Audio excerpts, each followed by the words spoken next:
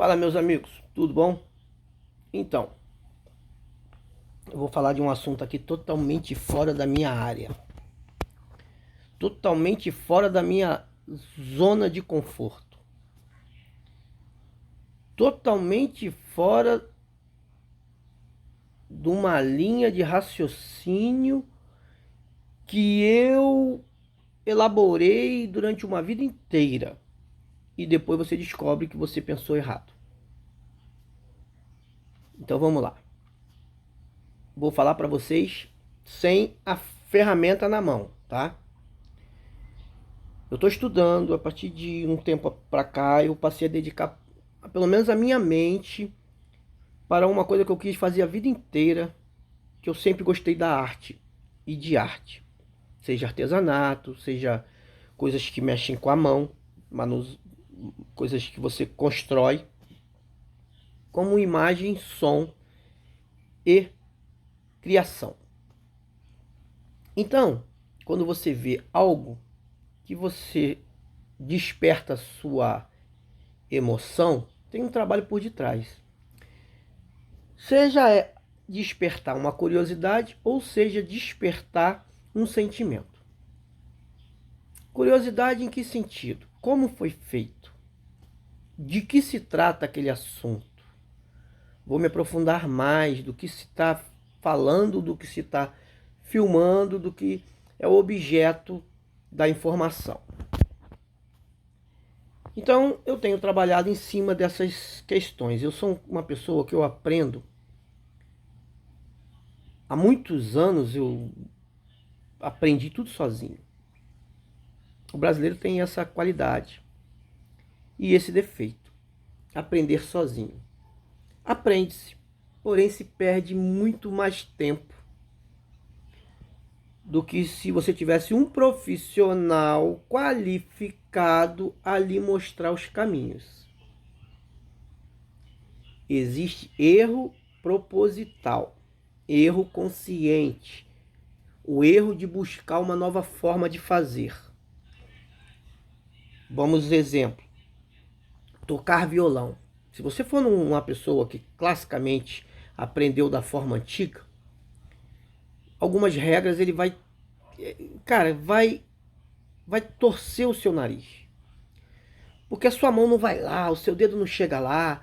Aí existe os artifícios, existe o salto da nota, existe o jambre, que no final, no show, tá legal. Só um músico que tenha uma grande qualificação vai perceber aquele jambre. Entendeu? Então, voltando para a área de fotografia. Aulas diversas que são necessárias para você pelo menos pegar o trem.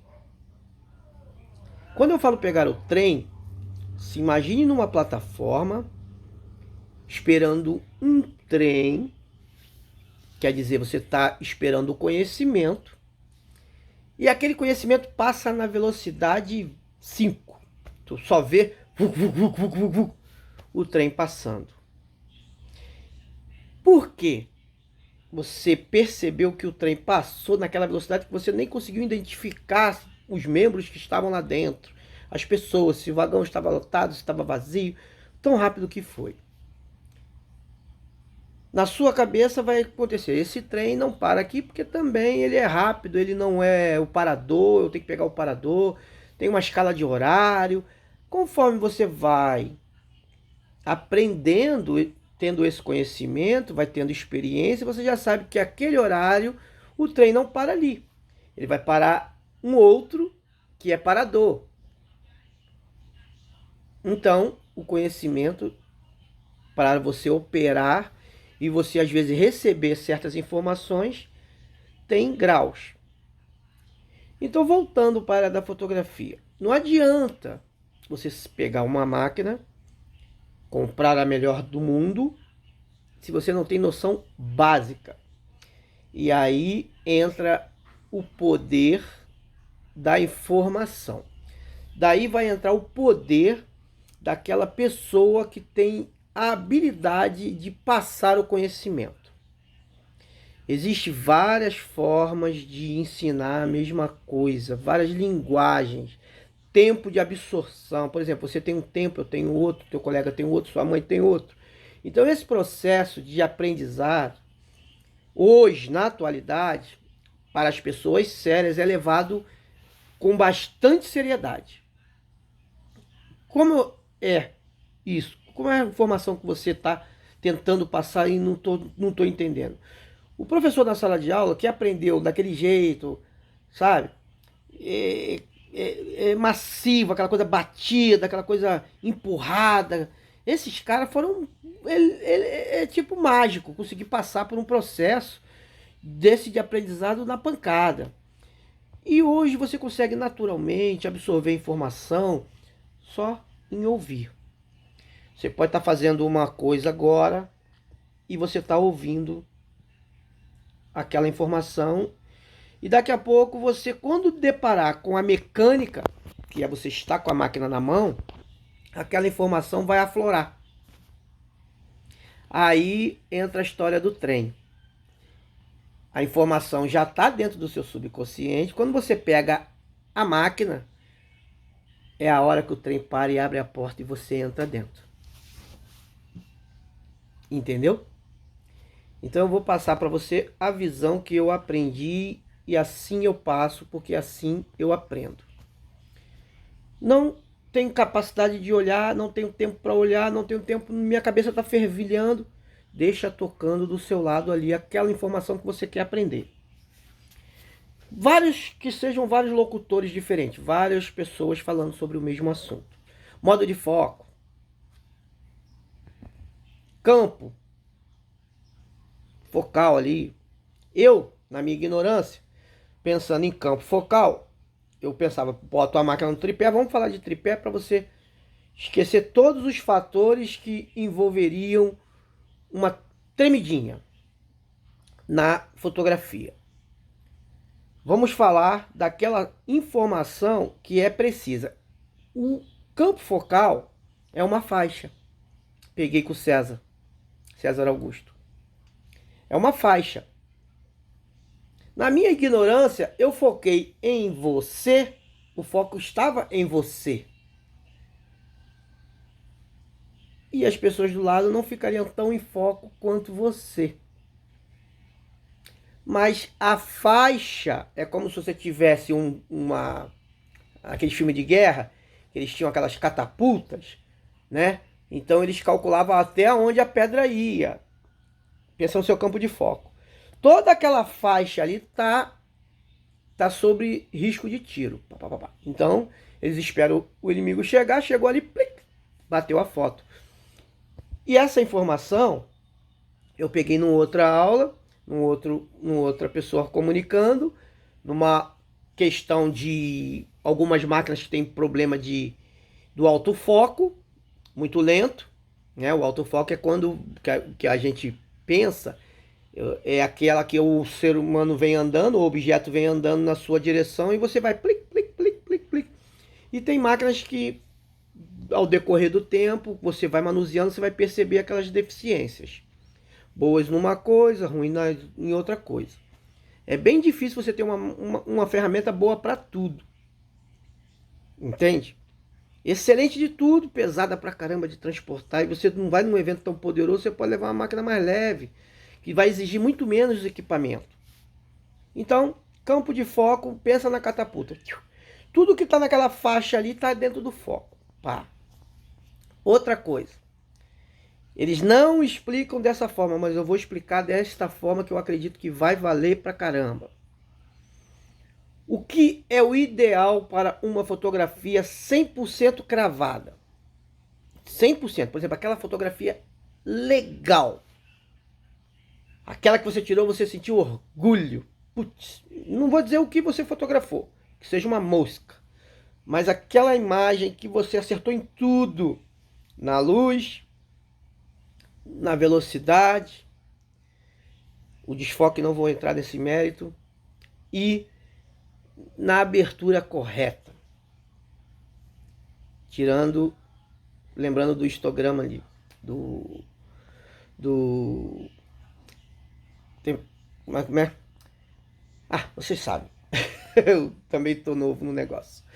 Mas tirando aquilo ali que a gente faz a fotometria, viu? Você estuda, você grava. A fotometria, você tem que ter um equilíbrio.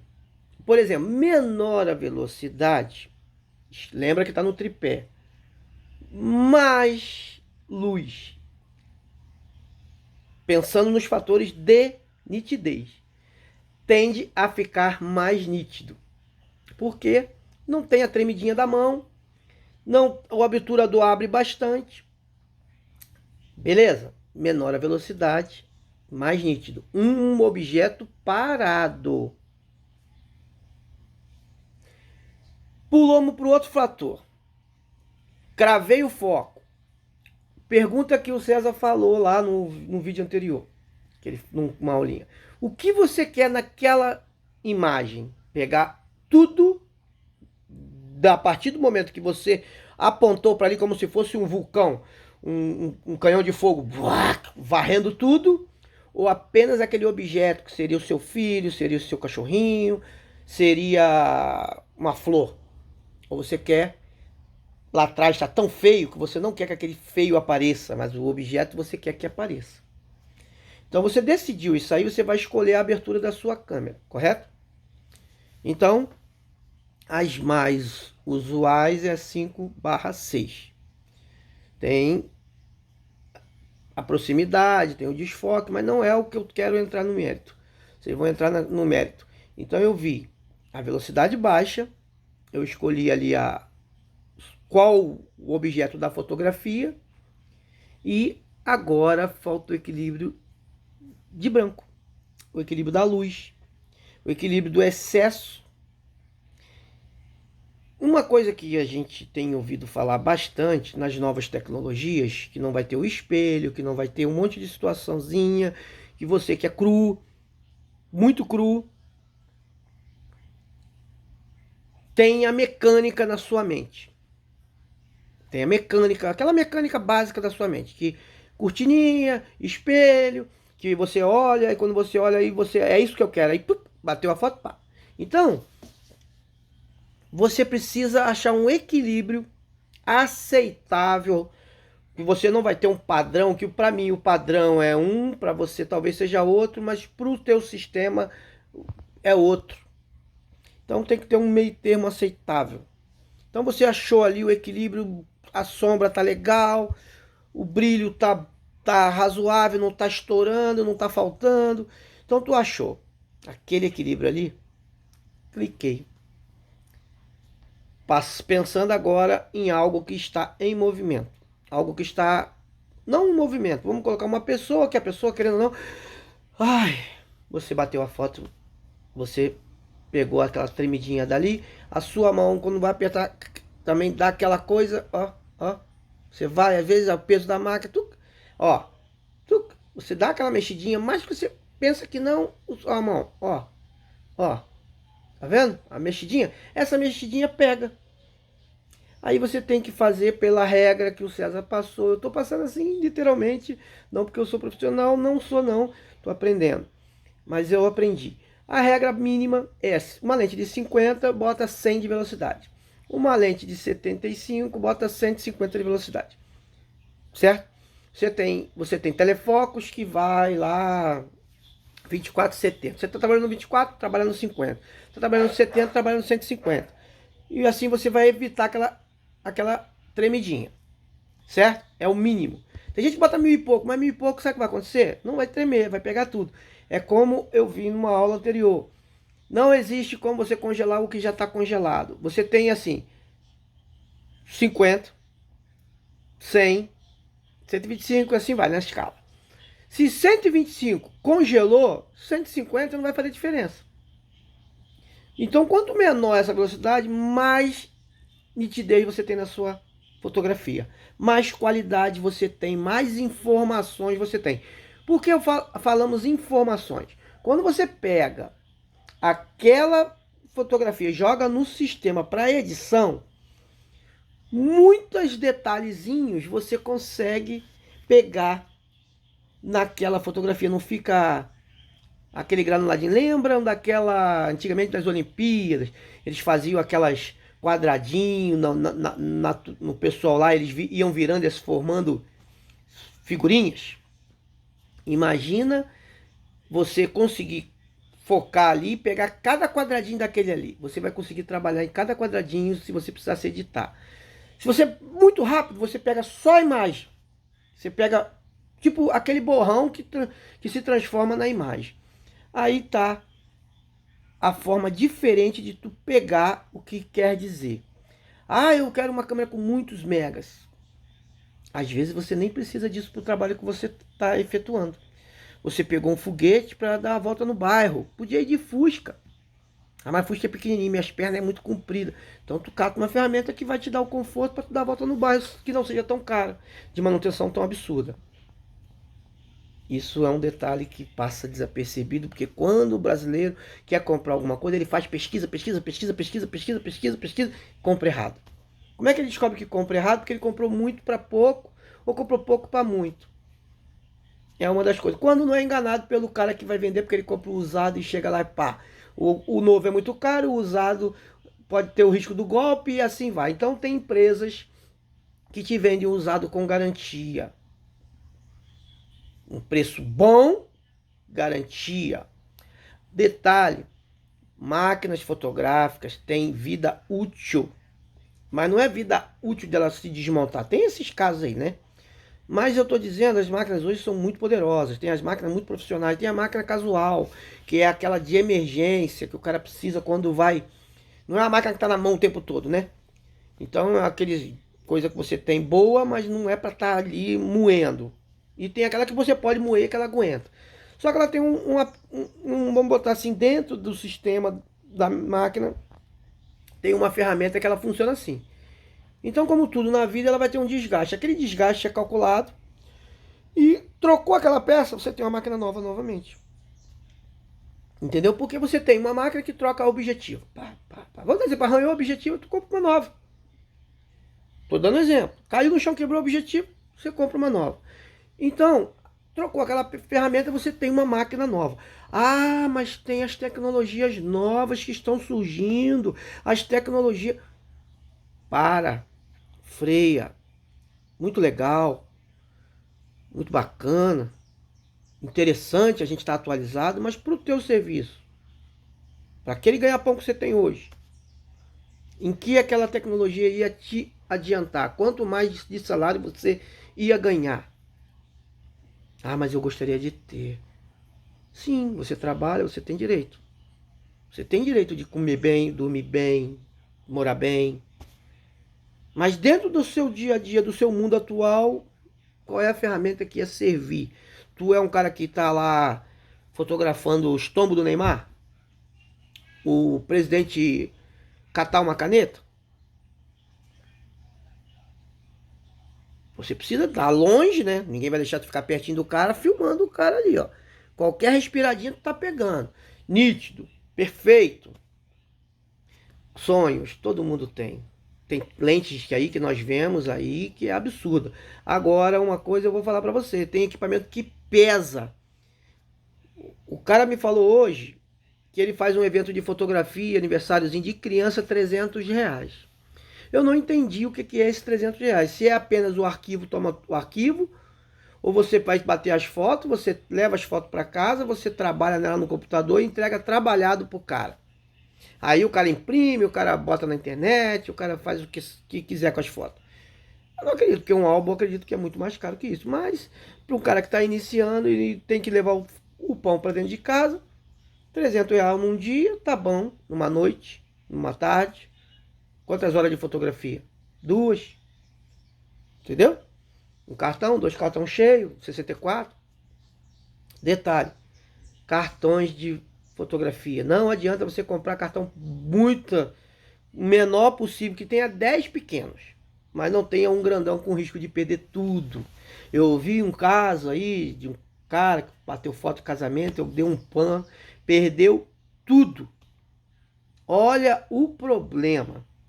Aquela pessoa que faz o bolo do casamento sem estrutura, vende, ou começou agora a fazer bolo e já cresceu o olho, já pegou uma festa gigantesca e não acontece um acidente no caminho, como já vi em alguns casos de bater o carro, tudo em cima da hora, sem uma prévia, sem uma garantia. Então, faz parte do processo você ter essa. Eu vejo muito profissional dando a aula do básico. O César lá, eu vou falar sempre do César, porque o César foi minha referência, a forma de comunicação, e ele passa a mecânica. É lógico que na prática, a partir do momento que você tem a ferramenta, você é o sniper da fotografia, se garante, me dá a bola que eu bato o pênalti, me dá a bola que eu bato essa falta, pode jogar no meu peito que é gol, como o Romário, manda para mim que é gol, como o Ronaldo, o R9, o R10.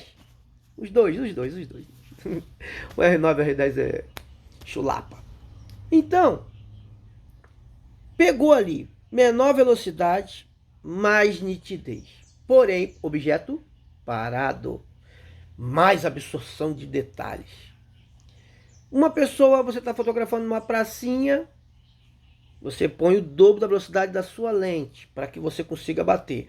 Aí, tá bonito, você vai escolher foco ou infinito. Quero pegar aquela paisagem lindíssima, lembrando que aquela foto de paisagem lindíssima que você vê, ela tem várias formas de fazer. Eu aprendi.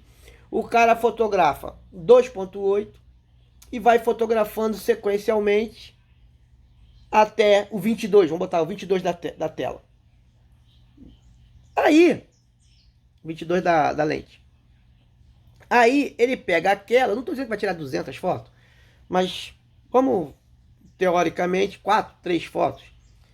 Uma próxima, um meio termo e uma lá para frente. Depois ele junta, aonde vai rolar aquela foto perfeita.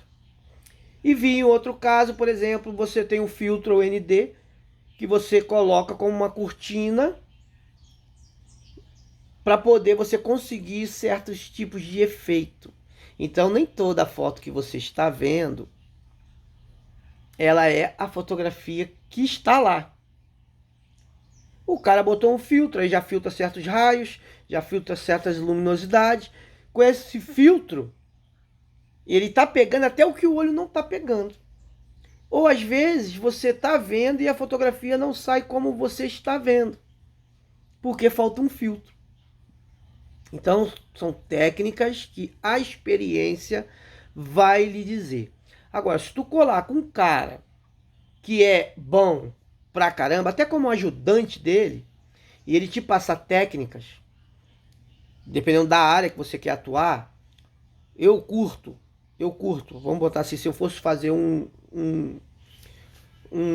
portfólio meu, assim, não para venda, mas venda que eu digo de informação, eu gostaria de fazer o cotidiano humano, o dia a dia, a correria, aquela coisa do ônibus lotado, aquela coisa do trem barrotado, aquela galera se matando, suor pingando. Isso é o que me traz emoção. A natureza me traz emoção, mas a arquitetura, a mecânica funcional, né? A mecânica legal, bacana, eu curto pra caramba. Catástrofe não seria a minha praia, mas estando no momento com a máquina, o clique é eterno, se você tiver essas informações.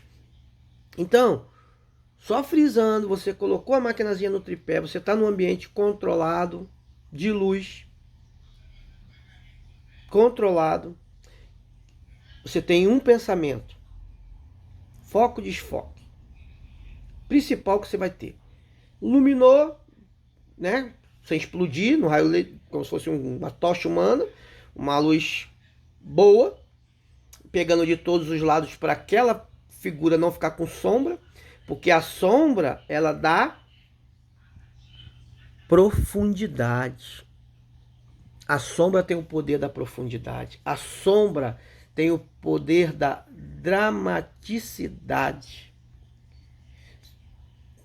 O tom, a monocromática e a sombra do lado certo dá um drama, dá tristeza, dá pensamento, assim é a forma de enxergar um objeto. E fico por aqui. Espero que tenha sido útil essa. Vamos dizer, eu estou compartilhando com vocês a minha experiência pequenininha.